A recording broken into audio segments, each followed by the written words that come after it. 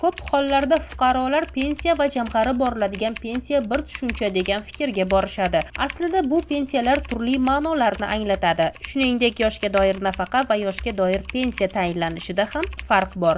Bu yuzasidan pensiya jamg'armasi mutaxassisi ma'lumot berdi. Avvalambor pensiya to'g'risida qonunchilikka to'xtaladigan bo'lsak, pensiya bu har oylik to'lanadigan pul to'lovi. U har bitta fuqaro pensiya yoshiga yetganda yoki nogironlik bo'lganda yoki boquvchisini yo'qotganda stajiga ega bo'lgan, demak qonunda belgilangan me'yor yoki shartlarga asosan stajiga mavjud bo'lgan fuqarolar pensiyaga huquqi bo'ladi.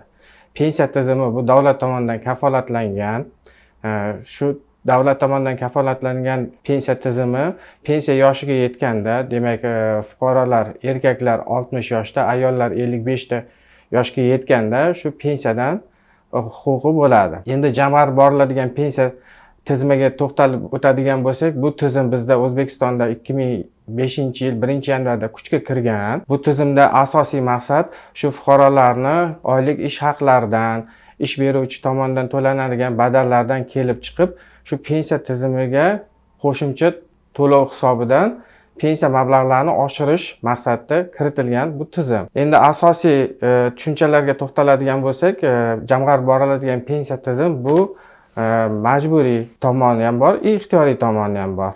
Majburiy demak ish beruvchi va fuqarolar ish haqlaridan to'lanadigan badallarga asosan fuqaroning jamg'arib boriladigan hisob raqamiga Xalq bankida yig'iladi va pensiya yoshiga yetganda yoki pensiya huquqiga ega bo'lganda u mablag'larni pensiya sifatida to'lanadi.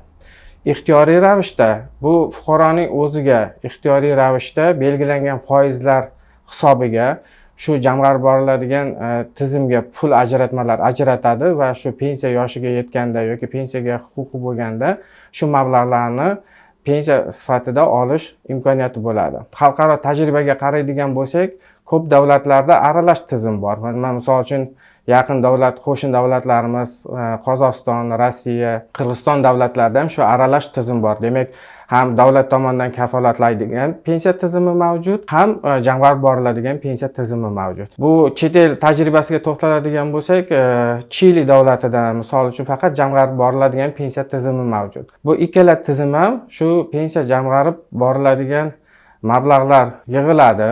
Shu yig'ilgan mablag'lardan kelib chiqib foiz yilma-yil ko'payib boriladi. Uni nazorat qiluvchi organlar bor. Shu nazorat qiluvchi organlar hisobidan keyin bu mablag'lar jamg'arib borib, shu pensiya yoshiga yetganda shu fuqarolar shundan foydalanib oladi. U bir marta to'lansa ham, olsa ham bo'ladi bu tizimdan yoki oyma-oy to'lansa ham bo'ladi. Bu fuqaroning xohishiga ko'ra bu pullarni olishi mumkin. Endi vakolatli organ pensiya jamg'armasi jamg'arib boriladigan tizim bo'yicha vakolatli organ O'zbekiston Respublikasida bu Xalq banki hisoblanadi. Shu Xalq bankida har bitta fuqaro hisob raqam ochiladi. Bu ishlaydimi, ishlamaydimi, fuqarolarga hisob raqam ochiladi. Shu ishga kirganda yoki shartnoma asosida ishlanganda shu hisob raqamlariga shu belgilangan badallar to'lanadi. Ish haqlaridan belgilangan badallar, foizlar to'lanadi. Bu yuqorida aytganday majburiy bor, ixtiyoriy bor. Ixtiyoriy tomondan fuqaro o'zi tanlaydi foizini.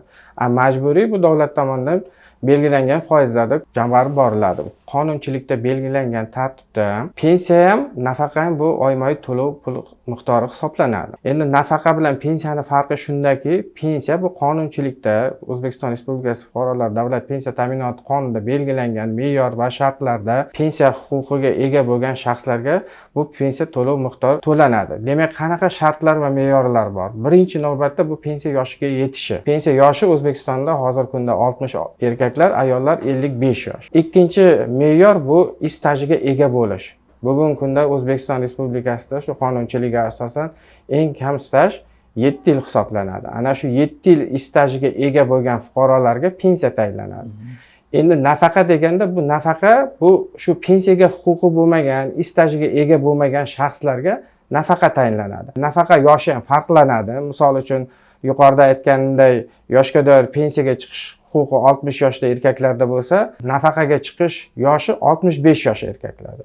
Ayollarda pensiya yoshi 55 yosh bo'lsa, ayollarda nafaqa chiqish yoshi 60 yosh. Mana 5 yil farq qiladi. Ana shundagina fuqaro stajiga ega bo'lmasa, demak shu 7 yil stajiga kam bo'lsa yoki shu belgilangan shartlarga asosan to'g'ri kelmasa, pensiya yoshida huquqi bo'lmasa, demak unga nafaqa tayinlanadi. Bu davlat tomonidan kafolatlangan to'lov hisoblanadi. Endi nafaqalar ham xuddi shu turlari mavjud. Demak, nogironlik bor nafaqasi, yoshga doir nafaqasi bor, boquvchi yo'qotganlik nafaqasi bor. Yana nafaqa qo'shimcha ravishda nafaqalarni vakolatli organi bu nafaqa tayinlash bo'yicha vakolatli organ bu ijtimoiy himoya milliy agentligi hisoblanadi va uni tuman markazlaridagi inson markazlari hisoblanadi. Pensiyani tayinlash bo'yicha vakolatli organ O'zbekiston Respublikasi Iqtisodiyot va Moliya vazirligi huzuridagi byudjetdan tashqari pensiya jamg'armasi hisoblanadi.